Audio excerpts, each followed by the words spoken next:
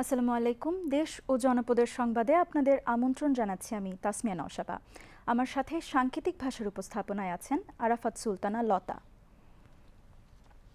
প্রধানমন্ত্রী তারেক রহমান বলেছেন, সরকারি শূন্য পদে নিয়োগ প্রক্রিয়া দ্রুতই শুরু করবে সরকার। আজ বিকেলে জাতীয় সংসদে প্রশ্নোত্তর পর্বে কুমিল্লা ৯ আসনের সংসদ সদস্য আবুল কালামের সরকারি শূন্য পদে নিয়োগ সংক্রান্ত এক সম্পূরক প্রশ্নের উত্তরে প্রধানমন্ত্রী একথা বলেন। এক প্রশ্নের জবাবে প্রধানমন্ত্রী তারেক রহমান বলেন, জেলা প্রশাসক সম্মেলনে প্রশাসনিক কাজে দক্ষতা, স্বচ্ছতা ও জবাবদিহিতা নিশ্চিত করার নির্দেশনা দেওয়া হয়েছে। তিনি বলেন, দুর্নীতির বিরুদ্ধে জিরো টলারেন্স নীতি অনুসরণপূর্বক প্রতিরোধমূলক ও দমনমূলক ব্যবস্থা গ্রহণ করতে হবে।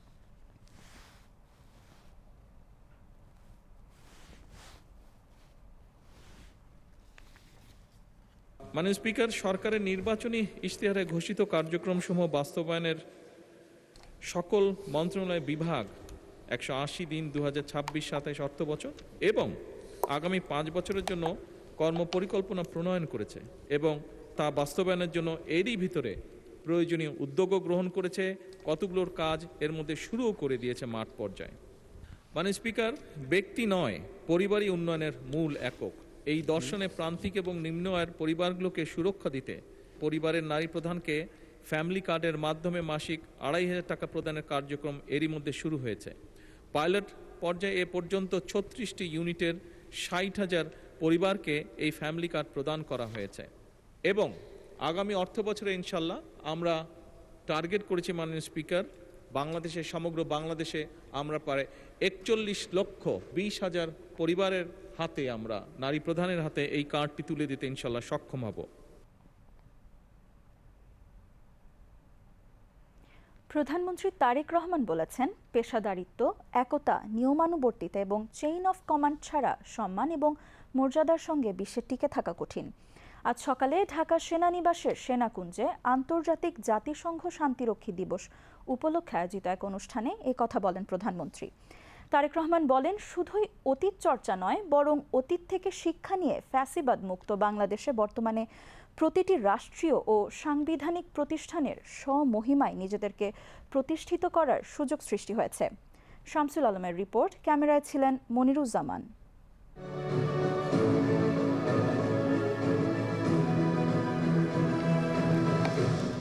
জাতিসংঘ শান্তিরক্ষী মিশনে সততা, নিষ্ঠা ও সর্বোচ্চ পেশাদারিত্বের সঙ্গে দায়িত্ব পালন করছেন বাংলাদেশ সশস্ত্র বাহিনী ও পুলিশের সদস্যরা। ফলে বিশ্বমঞ্চে অন্যতম শীর্ষ শান্তিরক্ষী প্রেরণকারী দেশ হিসেবে বাংলাদেশের সুনাম ও অবস্থান আজ প্রতিষ্ঠিত। আন্তর্জাতিক জাতিসংঘ শান্তিরক্ষী দিবস উপলক্ষে সকালে ঢাকা সেনানিবাসের সেনাকুঞ্জে আয়োজন করা হয় আলোচনা অনুষ্ঠানে প্রধান অতিথি ছিলেন প্রধানমন্ত্রী তারেক রহমান। প্রধানমন্ত্রী তার বক্তব্যে বলেন, একটি দেশের সশস্ত্র বাহিনী দেশের স্বাধীনতা, সম্মান এবং সাহসের প্রতীক। এই গৌরব রক্ষা করা সশস্ত্র বাহিনীর কর্তব্য।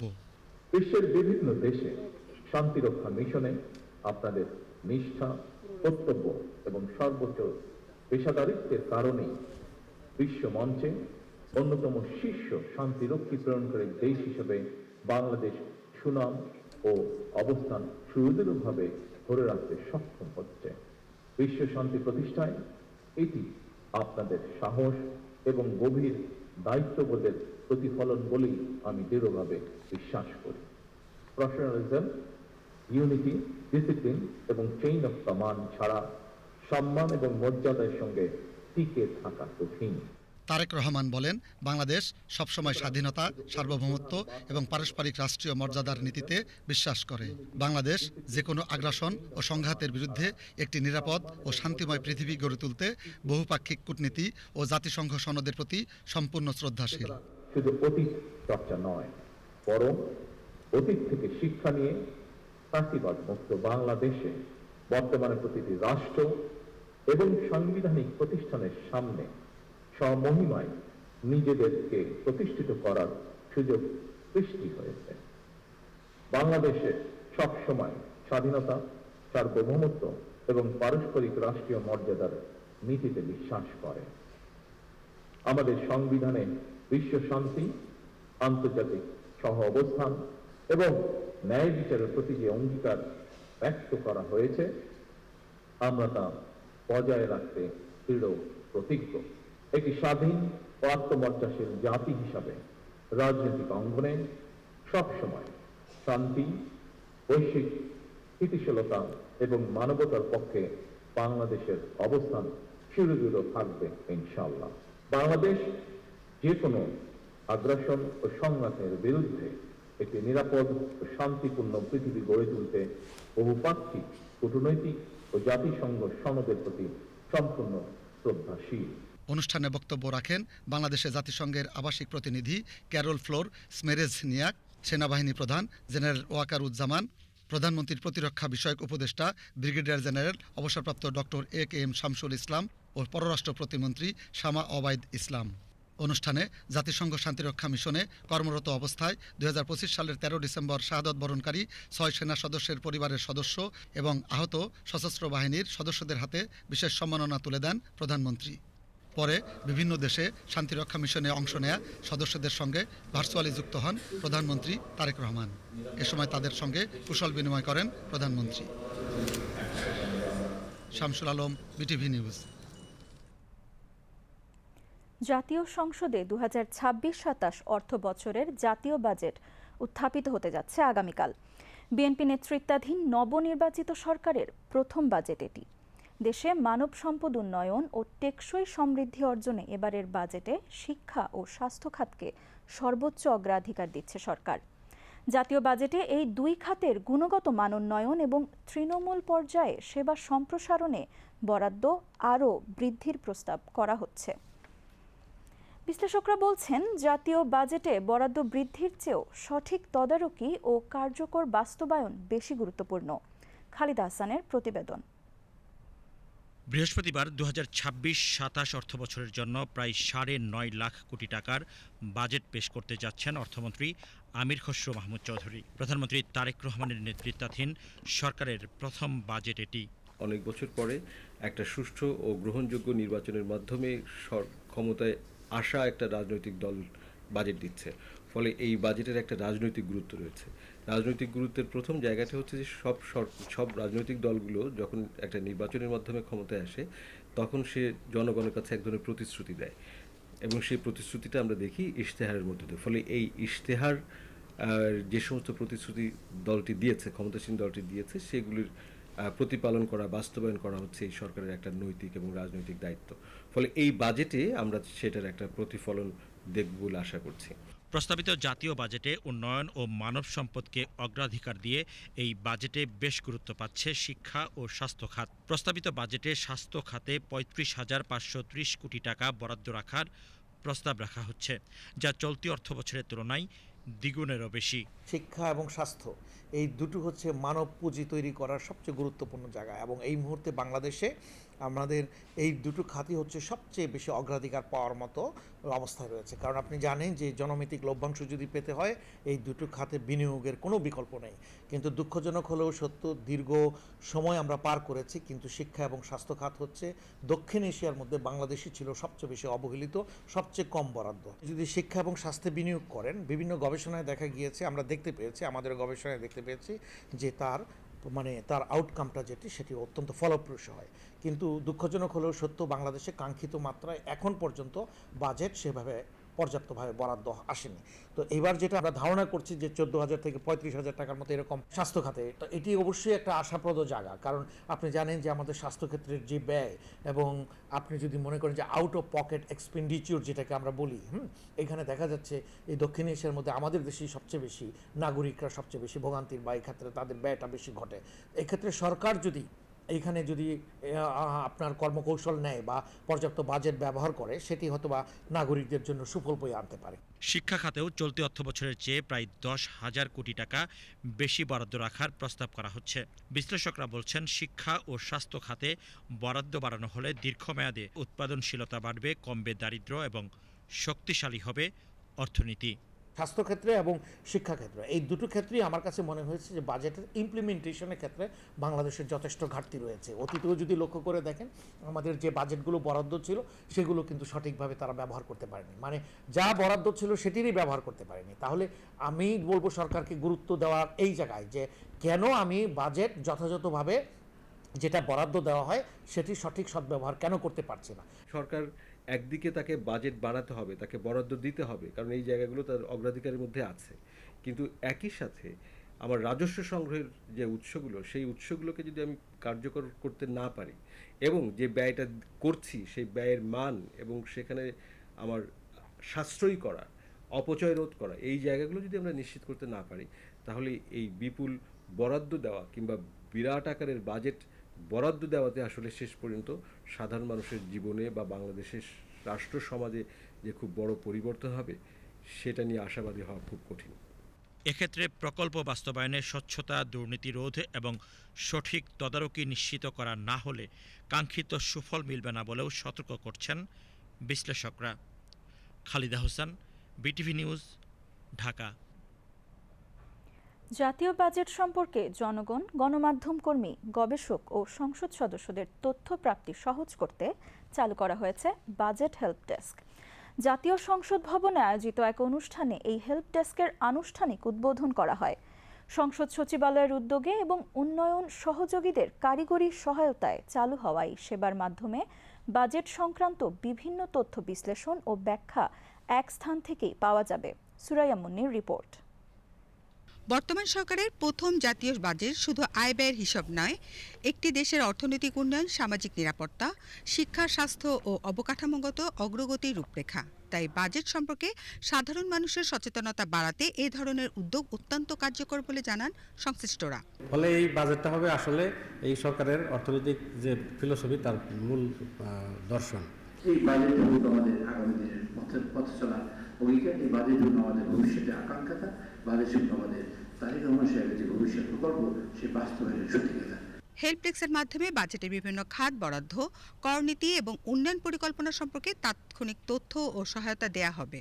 বাজেটকে জনগণের আরও কাছে নিয়ে যেতে এবং তথ্যপ্রাপ্তি সহজ করতে এই হেল্প ডেস্ক গুরুত্বপূর্ণ ভূমিকা রাখবে বলে জানান বিরোধী দলীয় নেতা ডাক্তার শফিকুর রহমান। জনগণের ন্যায্য পাওনা জনগণের জন্য তাদের হাতে যেন তুলে দেওয়া হয়।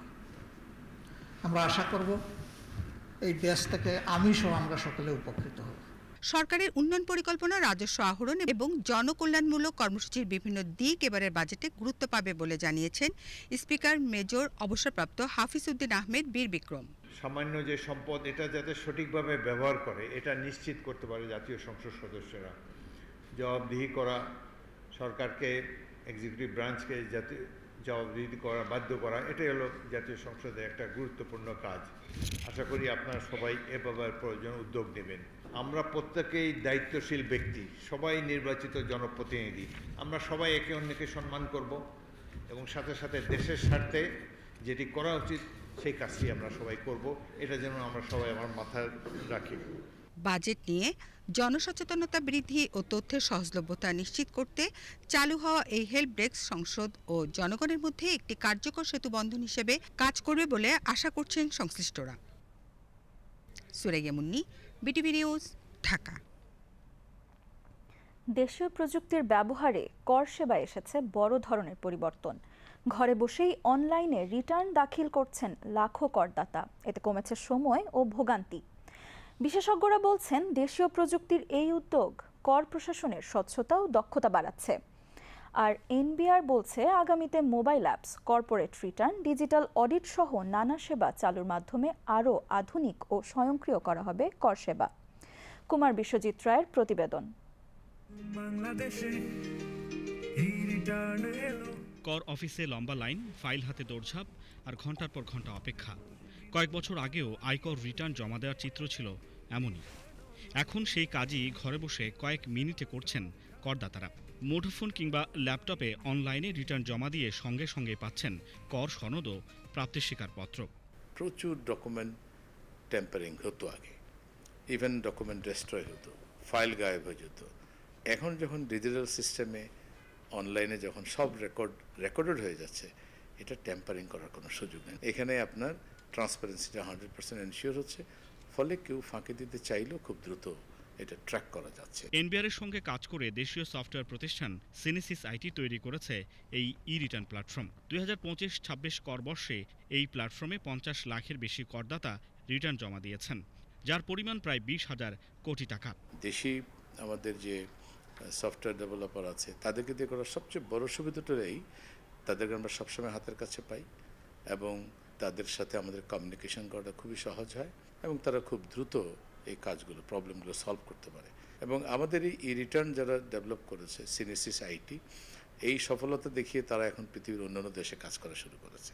এটা আমি মনে করি আমাদের জন্য একটা গর্বের বিষয়। সংশ্লিষ্টরা বলছেন, অনলাইন রিটার্ন বাধ্যতামূলক হওয়ার পর কর প্রশাসনে এসেছে বড় পরিবর্তন, আর এতে কারিগরি সহযোগিতা করেছে ইউরোপীয় ইউনিয়ন। ইউরোপিয়ান ইউনিয়নের আরেকটা পাবলিক ফাইন্যান্সিয়াল ম্যানেজমেন্ট প্রোগ্রাম আসছে নতুন, যেটার আওতায় আমরা কর্পোরেট রিটার্নকে সাপোর্ট দিব এবং আরও বিভিন্ন ডিজিটাইজেশনের ক্ষেত্রেও ভবিষ্যতেও হচ্ছে সাহায্য সহযোগিতা করব, আর্থিক এবং কারিগরি। আমরা চেষ্টা করব সামনে যে এটা মোবাইল অ্যাপ তৈরি করার জন্য, যাতে করে রিটার্নগুলো মোবাইলেও দেওয়া যায়। আগামী বছর থেকে আমরা কর্পোরেট রিটার্নটাকে অনলাইন করছি, সেই কাজটা আমরা অনেক দূরে এগিয়ে গেছে। আগামী বছর থেকে এই রিটার্ন সিস্টেম থেকে আমরা ট্যাক্সপেয়ারদেরকে রিফান্ড দেব। ট্যাক্সপেয়ারদের কোথাও আসতে হবে না, তার ব্যাংক অ্যাকাউন্টে সরাসরি তার রিফান্ডটা ট্রান্সফার হয়ে যাবে তার অ্যাকাউন্টে। বিশেষজ্ঞরা বলছেন, দেশীয় প্রযুক্তি স্থানীয় বাস্তবতা বুঝে কার্যকর সমাধান দিতে সক্ষম হয়েছে, যে কারণে দেশীয় কোম্পানির কোনো বিকল্প নেই। সে আমেরিকার রিকোয়ারমেন্ট, ইউকে রিকোয়ারমেন্ট, ইউরোপের রিকোয়ারমেন্ট ফুলফিল করতে পারে, আমার দেশের রিকোয়ারমেন্ট আমরা পারবো না? Definitely we are capable. So কেপেবিলিটির জায়গাতে কোনো ঘাটতি নাই, জাস্ট ট্রাস্টের জায়গাতে ওদের কাজ দিতে হবে। So technology is there, access is also there. এখন ইমপ্লিমেন্টেশনের জায়গাটা যদি গভর্নমেন্ট মানুষকে সহজে বোঝাতে পারে, তাহলে এটা আসলে আমাদেরকে ট্যাক্স কালেকশনে অনেক বড় ভূমিকা রাখবে। ই রিটার্ন প্ল্যাটফর্মে ধাপে ধাপে নির্দেশনা থাকায় অনেকেই এখন নিজেরাই করছেন রিটার্ন দাখিল, আর এতে রাজস্ব আদায় আগামীতে আরও বাড়বে বলে মত সংশ্লিষ্টদের।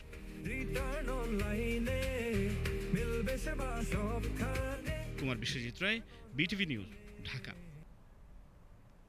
বিজ্ঞান ভিত্তিক উদ্ভাবনের মাধ্যমে দেশ গড়তে তরুণদের এগিয়ে আসার আহ্বান জানিয়েছেন জিয়াউর রহমান ফাউন্ডেশনের ভাইস প্রেসিডেন্ট ডাক্তার জুবাইদা রহমান। একই সঙ্গে বৃক্ষরোপণকে সবুজ বিপ্লবে রূপান্তরের উপর গুরুত্ব আরোপ করেন তিনি। শহীদ রাষ্ট্রপতি জিয়াউর রহমানের ৪৫তম শাহাদাত বার্ষিকী উপলক্ষে ঢাকা বিশ্ববিদ্যালয়ে মাসব্যাপী বৃক্ষরোপণ কর্মসূচি ও ভবিষ্যৎ বিজ্ঞানীর খোঁজে বিজ্ঞান মেলার উদ্বোধন অনুষ্ঠানে তিনি এসব কথা বলেন। আরও জানাচ্ছেন কুমার বিশ্বজিৎ রায়। ঢাকা বিশ্ববিদ্যালয়ে শুরু হলো মাসব্যাপী বৃক্ষরোপণ কর্মসূচি ও ভবিষ্যৎ বিজ্ঞানীর খোঁজে বিজ্ঞান মেলা ২০২৬। শহীদ রাষ্ট্রপতি জিয়াউর রহমানের ৪৫তম শাহাদাত বার্ষিকী উপলক্ষে জিয়াউর রহমান ফাউন্ডেশনের আয়োজনে এই কর্মসূচির উদ্বোধন করেন সংগঠনের ভাইস প্রেসিডেন্ট ডাক্তার জুবাইদা রহমান। ঢাকা বিশ্ববিদ্যালয়ের কার্জন হল প্রাঙ্গণে কয়েকটি গাছের চারা রোপণের মাধ্যমে তিনি এই বৃক্ষরোপণ কর্মসূচির উদ্বোধন করেন। পরে উদ্ভিদ বিজ্ঞান বিভাগের সেন্ট্রাল গ্যালারিতে ভবিষ্যৎ বিজ্ঞানীর খোঁজে বিজ্ঞান মেলা ২০২৬-এর উদ্বোধন করেন তিনি।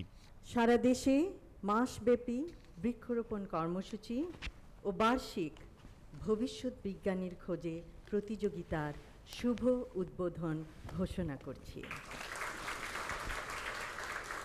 দেশের বিদ্যমান সমস্যার সমাধানে মেধার সুষ্ঠু প্রয়োগ এবং সুস্থ প্রতিযোগিতার মানসিকতা নিয়ে তরুণদের এগিয়ে যাওয়ার আহ্বান জানান ডাক্তার জুবাইদা রহমান। তিনি বলেন, বিজ্ঞান চর্চা, গবেষণা ও উদ্ভাবনের মাধ্যমে নতুন প্রজন্ম দেশ গঠনে গুরুত্বপূর্ণ ভূমিকা রাখতে পারে। বিজ্ঞানের অভিনব ইনোভেশনের মাধ্যমে আমাদের অনগ্রসর দেশটাকে নিশ্চয়ই সাহায্য করা যায়। ইনশাআল্লাহ বিজ্ঞানের বিভিন্ন ইনোভেশনের ফলে দেশের বহু সমস্যার সমাধান হবে। শুধু চাই আমাদের আকাঙ্ক্ষা, উদ্যোগ, অধ্যবসায়। বিজ্ঞান চিন্তায় মগ্ন শিক্ষক, শিক্ষিকা, শিক্ষার্থীরা সারা দেশের তথা গোটা বিশ্বের ভরসা। তাদের বিজ্ঞান চিন্তায় ভর করেই এগিয়ে যাবে আগামীর বাংলাদেশ। বৃক্ষরোপণ কর্মসূচিকে অর্থনৈতিক সমৃদ্ধি ও সবুজ বিপ্লবের কার্যকর হাতিয়ার হিসেবে কাজে লাগানোর আহ্বান জানিয়ে তিনি বলেন, পরিবেশ সংরক্ষণ এবং দেশের বিভিন্ন সমস্যা সমাধানে শিক্ষক ও শিক্ষার্থীরা গুরুত্বপূর্ণ অবদান রাখতে পারেন। বৃক্ষরোপণকে শুধু গতানুগতিক কর্মসূচির মধ্যে না রেখে বরং জনগণের অংশগ্রহণে অর্থনৈতিক, সামাজিক ও প্রজন্মগত উন্নয়নের এক সবুজ বিপ্লবে রূপান্তর করা যায়। কেন্দ্রীয় কর্মসূচির অংশ হিসেবে একই দিনে শেরেবাংলা কৃষি বিশ্ববিদ্যালয় এবং সিলেট কৃষি বিশ্ববিদ্যালয়েও বৃক্ষরোপণ কর্মসূচির উদ্বোধন করা হয়।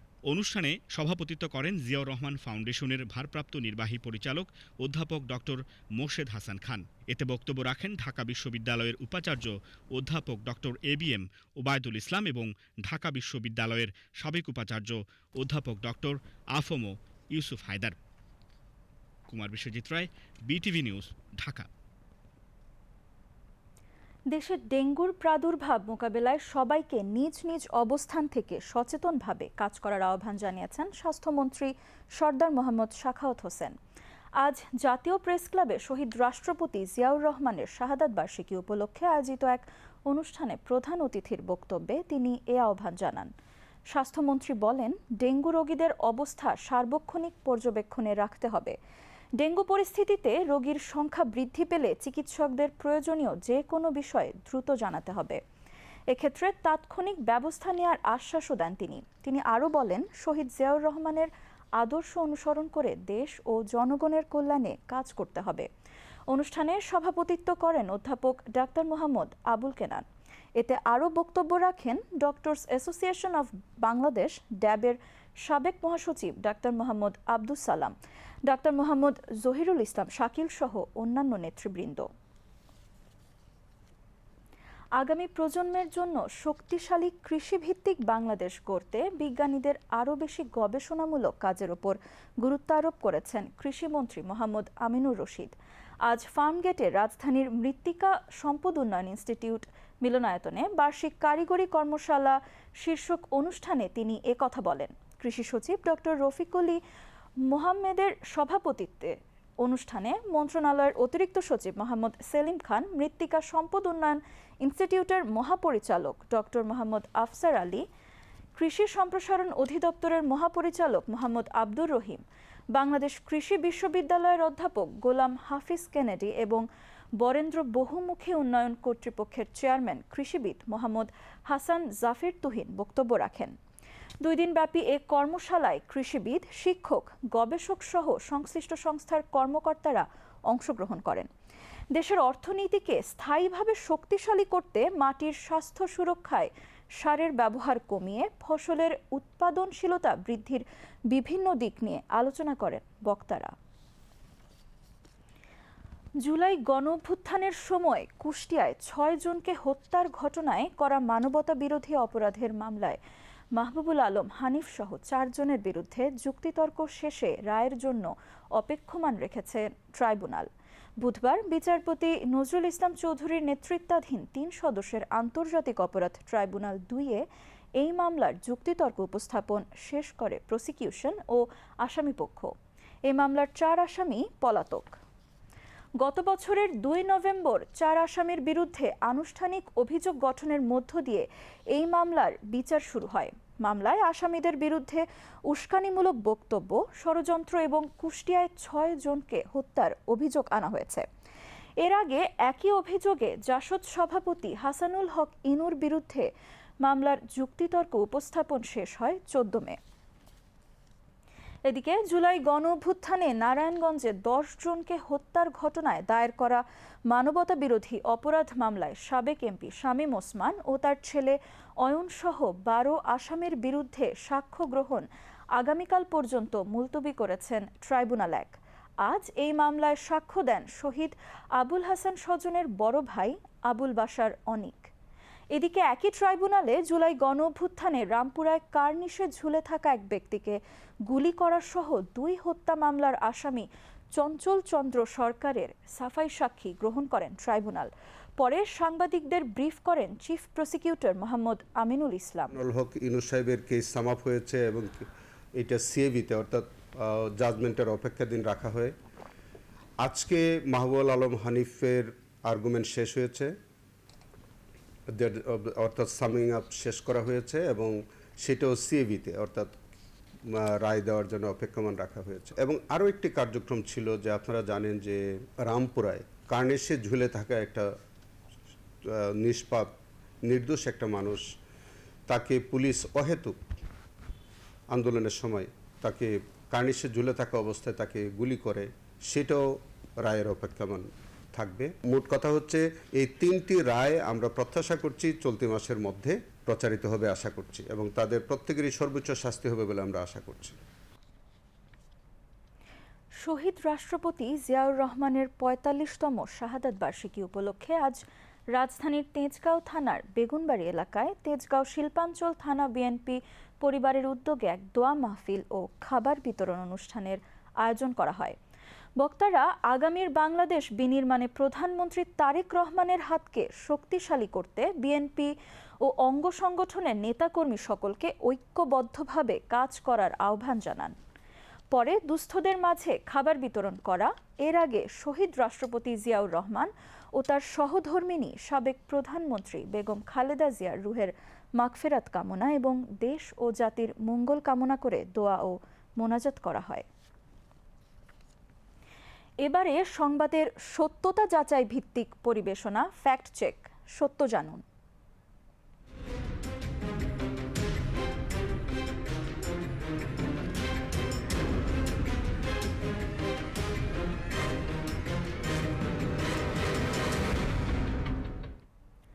সম্প্রতি আওয়ামী লীগ করার কারণে এক ব্যক্তির বাড়িঘর ভাঙচুর করা হয়েছে এমন দাবি করে একটি ভিডিও সামাজিক যোগাযোগ মাধ্যমে ছড়িয়ে পড়ে।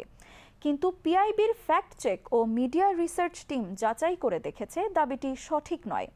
সীমা শারমিনের প্রতিবেদনে দেখে নেওয়া যাক বাংলা ফ্যাক্টের অনুসন্ধানের প্রকৃত তথ্য।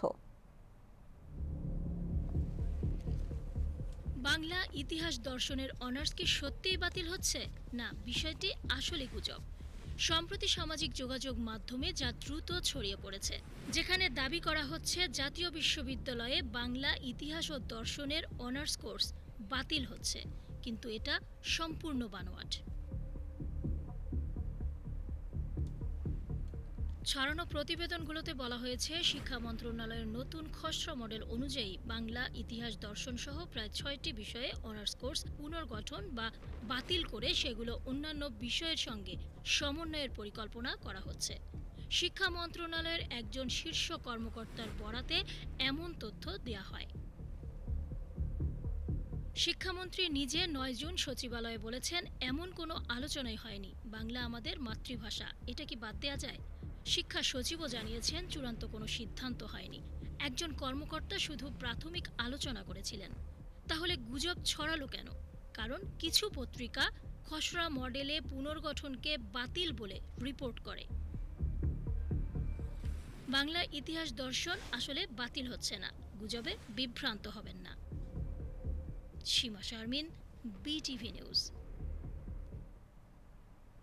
এতক্ষণ আমাদের সাথে থাকার জন্য ধন্যবাদ। পরবর্তী সংবাদ দেখার আমন্ত্রণ জানিয়ে এখানেই শেষ করছি। আল্লাহ হাফেজ।